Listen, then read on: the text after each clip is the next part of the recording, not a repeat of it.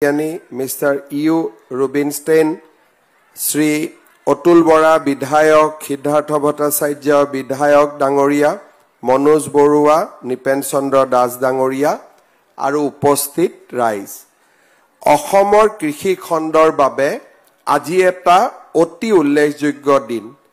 ক্ষেত্ৰীত Bharat Israel কৃষি প্ৰকল্পৰ অধীনত শাক-পাচলিৰ এটা উৎকৰ্ষতা কেন্দ্ৰ স্থাপনৰ জৰিয়তে আমি ৰাজ্যৰ কৃষি খণ্ডলৈ বিশ্বমানৰ প্ৰযুক্তি কঢ়িয়াই অনাৰ দিশত এক সবল খোজ পেলাবলৈ সক্ষম হলো।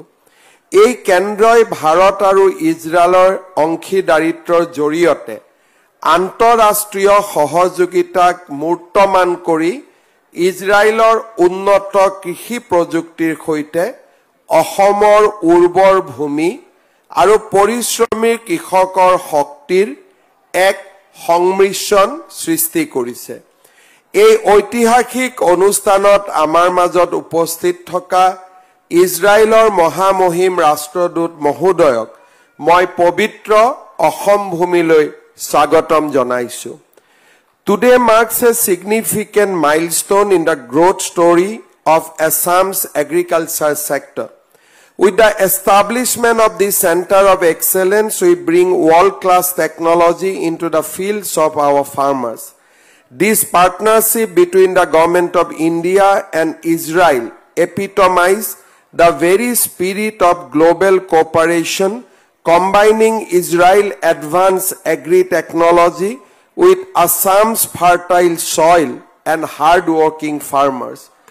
I extend a warm welcome to His Excellency, the Ambassador of Israel to India, Honorable Mr. Reuven Ajar, who has graced this historic occasion in our sacred land.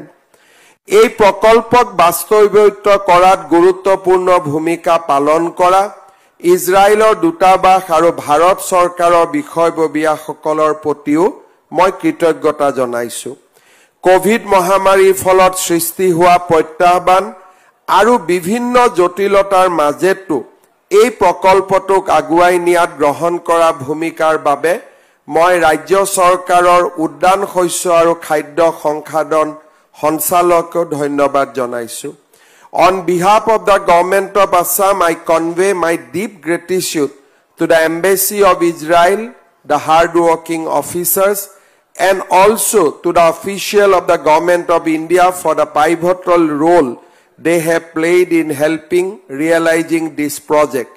I also thank the Directorate of Horticulture and Food Processing of State Government for their efforts in taking this project forward despite the challenge posed by the COVID-19 pandemic and the complexities encountered during land development.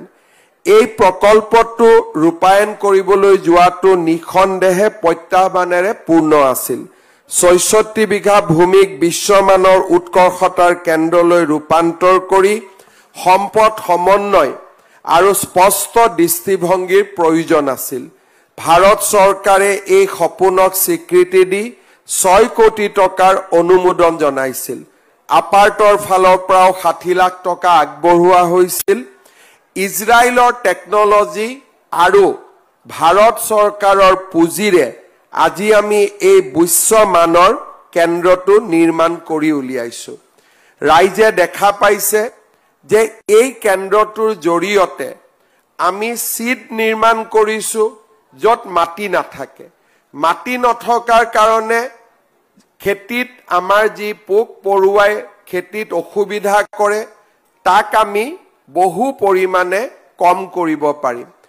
আজি আমি নতুন ইৰিগেশ্যনৰ ব্যৱস্থা আনিছো যাৰ জৰিয়তে কৃষি ভূমিলৈ আমি সুন্দৰভাৱে জলসিঞ্চন কৰিব পাৰিম। ইজৰাইল বিশ্বৰ ভিতৰতে ডিপ ইৰিগেশ্যনত এখন উল্লেখযোগ্য ৰাষ্ট্ৰ আৰু তাৰ টেকনলজি আজি আমি ইয়ালৈকে আনিব পাৰিছো।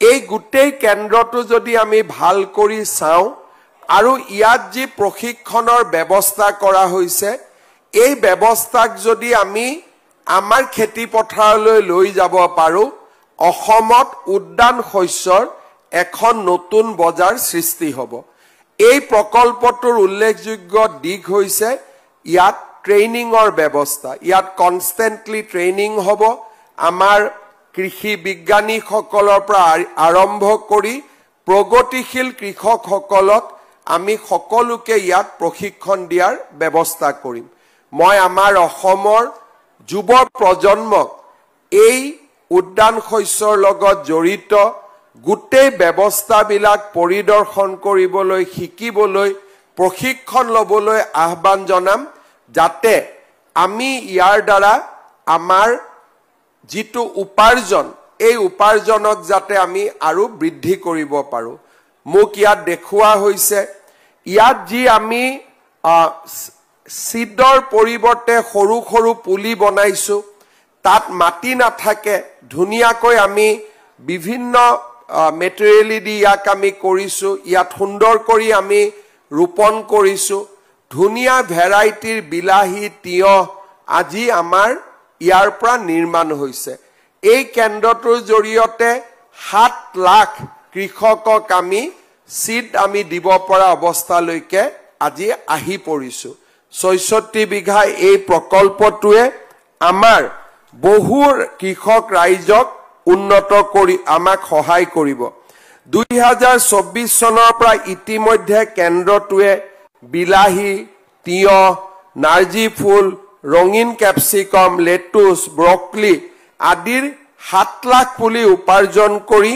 9খন জিলাত বিনামূলীয়াকৈ বিতৰণ কৰিছে তাৰ ফলত আমাৰ কৃষকসকল যথেষ্ট উপকৃত হৈছে ইয়াত আমাৰ গোটেই ব্যৱস্থাটো প্ৰদৰ্শনী ইউনিট আছে যত কৃষকসকলে নতুন জাতৰ নতুন জলসিঞ্চন কৌশল নিজৰ পথাৰত ব্যৱহাৰ কৰিব পৰা নতুন পদ্ধতি দেখা পাব সবাতোকৈ ইয়াৰ আকৰ্ষণীয় উপাদানটো হল IoT অৰ্থাৎ ইন্টাৰনেট অফ থিংছৰ ভিত্তিত স্বয়ংক্ৰিয় জলসিঞ্চন সাৰৰ ব্যৱস্থা বা আমাৰ আন বিভিন্ন সংলগ্ন বিষয়বিলাক আমি ইয়াত শিকিব পাৰো মই সকলো আমাৰ কৃষকসকলক আহ্বান জনাম 600 গৰাকীৰ কৃষকে ইতিমধ্যে ইয়াত প্ৰশিক্ষণ লৈছে আমাৰ ডিমৰিয়া সোনাপুৰ এই গোটেই অঞ্চলটো খেতিৰ বাবে বহুত আগবঢ়া ইয়াত বহুত প্ৰগতিশীল কৃষক আছে আৰু আমাৰ ইয়াৰ কৃষি সকলোৱে আমি জানো ইয়াত সুন্দৰ কমলাৰ পৰা আমাৰ বহু ভাল কৃষিজাত সামগ্ৰী উৎপাদন কৰা হয় এই টেকনলজিবোৰ যদি আপোনালোকে শিকিব পাৰে আপোনালোক বহুত উপকৃত হ'ব আৰু আমাৰ ঘৰৰ যিটো ইনকাম আয় তাত আমি আৰু বহুত বেছি কাম কৰিব পাৰিম অসম চৰকাৰে কৃষিৰ ওপৰত বহুত গুৰুত্ব দি আছে সৰিয়হ কিনিবৰ কাৰণে আমি নতুন ব্যৱস্থা লৈছো ধানৰ কাৰণে আমি বেছিকৈ পইচা দি আমি ধান কিনা আৰম্ভ কৰিছো কিন্তু আমাক নগদ ধন যিটো ক্যাশ ক্ৰপ বুলি কোৱা যায় তাক আমি কেতিয়া পাম যেতিয়া আমি উদ্যান শস্যত কাম কৰিম খেতি ধান আমাক লাগিব চাহ আমাৰ আছে বা আমি সৰিয়হ উৎপাদন কৰিম কিন্তু ব্ৰকলি তিয়হ ক্যাপসিকাম এইবিলাকত আমি যিমান পইচা পাওঁ ধানত আমি ইমান পইচা নাপাওঁ গতিকে ধানৰ লগত যদি ক্যাশ ক্ৰপক আমি সংলগ্ন কৰি দিওঁ আমাৰ পৰিয়ালৰ উপাৰ্জন বাঢ়িব ইজৰাইলৰ টেকনলজি আজি অসম চৰকাৰ ভাৰত চৰকাৰে আনি দিছে আপোনালোকে ইয়াৰ সুবিধাবিলাক গ্ৰহণ কৰক মই পুনৰ এবাৰ অসম চৰকাৰৰ কৃষি বিভাগক ধন্যবাদ জনাইছো মন্ত্ৰী অতুল বৰা ডাঙৰীয়াক ধন্যবাদ জনাইছো আৰু ইজৰাইলৰ গোটেই ব্যৱস্থাটোক আমাক ইয়াত আনিবলৈ সুবিধা দিয়াৰ বাবে মই ইজৰাইলৰ চৰকাৰক ধন্যবাদ জনাইছো India share a very special relationship with Israel. We are time-tested friend. We are a friend of all weather. The government of India, our Prime Minister Narendra Modi, gives tremendous importance in India and Israel relationship. I believe there are a lot of things through which Assam can be benefited. I hope that we will continue this engagement in future also. India and Israel are moving together, and I hope from this friendship, Assam will also be benefited tremendously.